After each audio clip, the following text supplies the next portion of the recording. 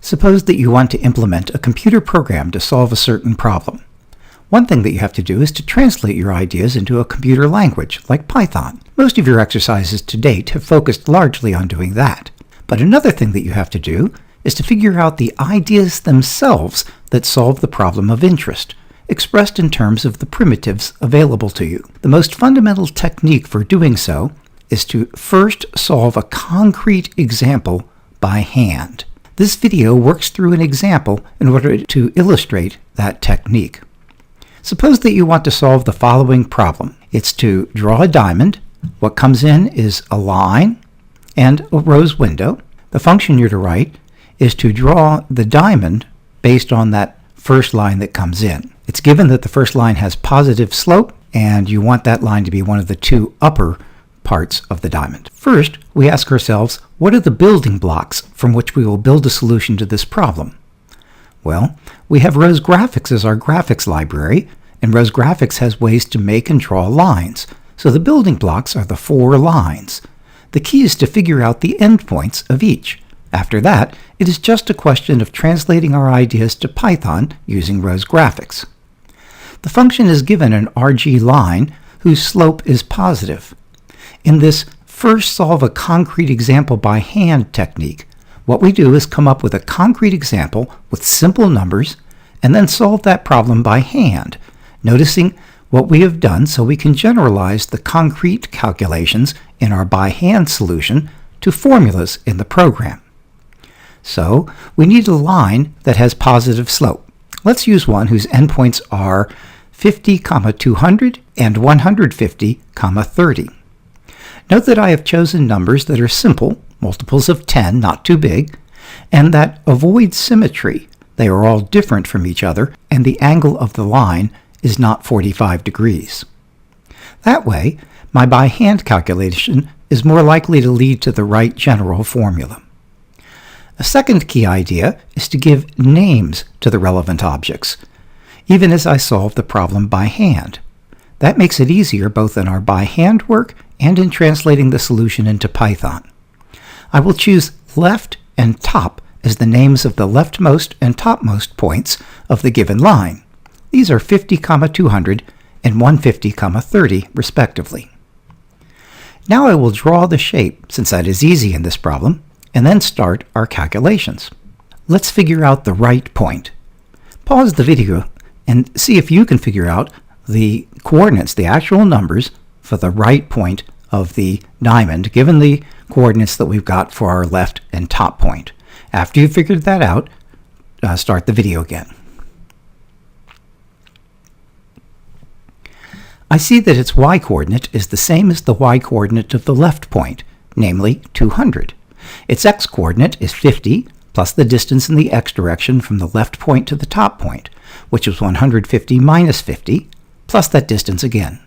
So the x-coordinate of the right point is 50 plus 150 minus 50, plus 150 minus 50 again, which all adds up to 250.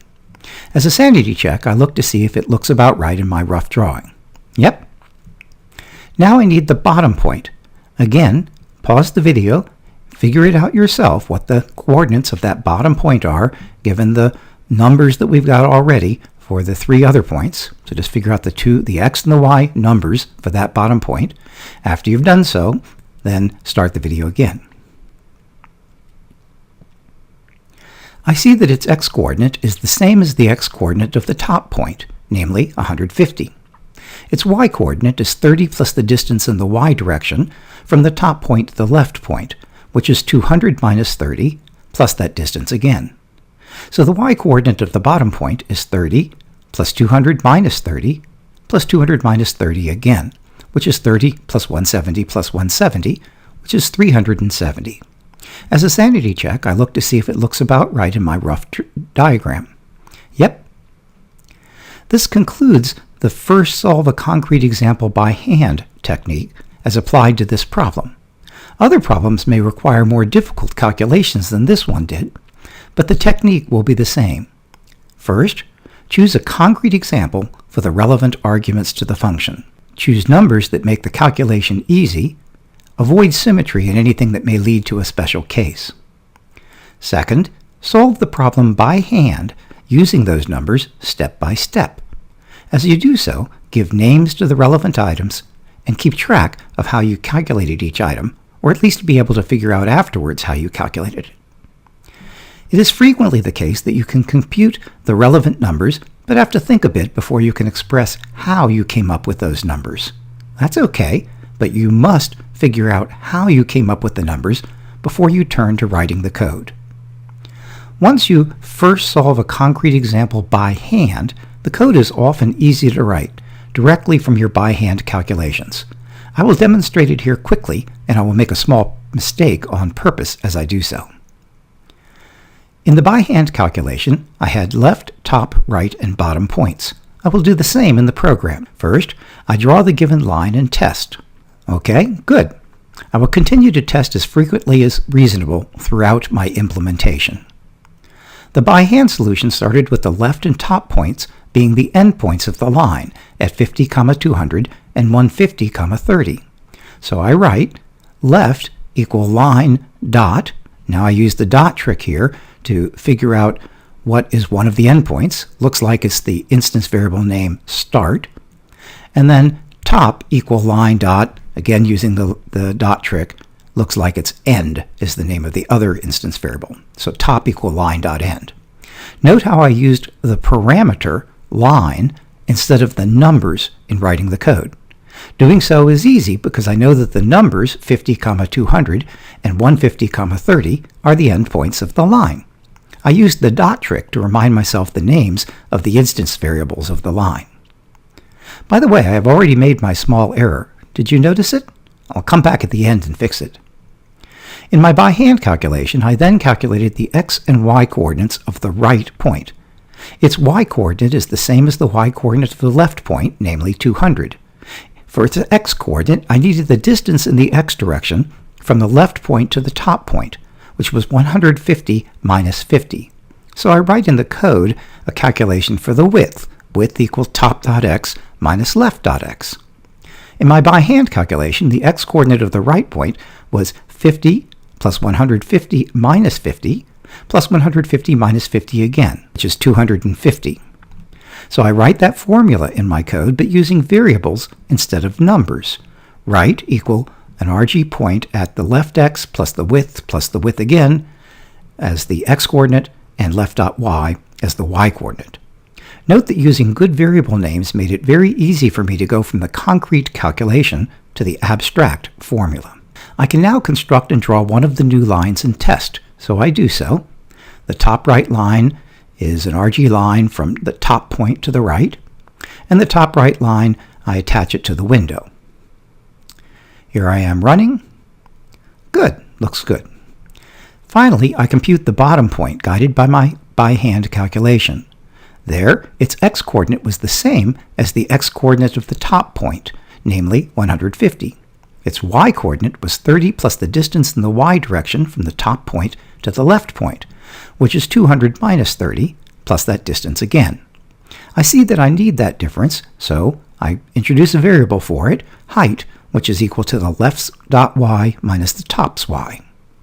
In doing so, I remembered that the y-axis goes down, so I want the left's y minus the top's y if I want a positive height. Continuing the code by my per hand calculation, I give a value for the bottom point, bottom equal an RG point at the top's x, and the y being top y plus height plus height. Then I can construct and draw the remaining lines and test again. The lower right line is a line from the right to bottom. The lower left line from the left to the bottom. I attach the two lines and run. Ah, good. I have a second test which I will now uncomment and run. By the way, note the trick for commenting and uncommenting a bunch of lines. Select the lines and then Control/, the slash below the question mark symbol that is, comments that keystroke comments out the lines, and doing it again uncomments them. So that's hold the Control key down and press the slash that is below the question mark symbol. It's very handy. So I run again. Oops, I have failed the second test. It might take a few minutes, but I would quickly see that the problem is that in my second test, I have the left and top points reversed. I can fix that by setting them conditionally in my code, like this. If the line's start point, its x is less than the line's endpoint's x, so the start is to the left of the end, then left should be the start and top should be the end, otherwise vice versa. I run again and all is well.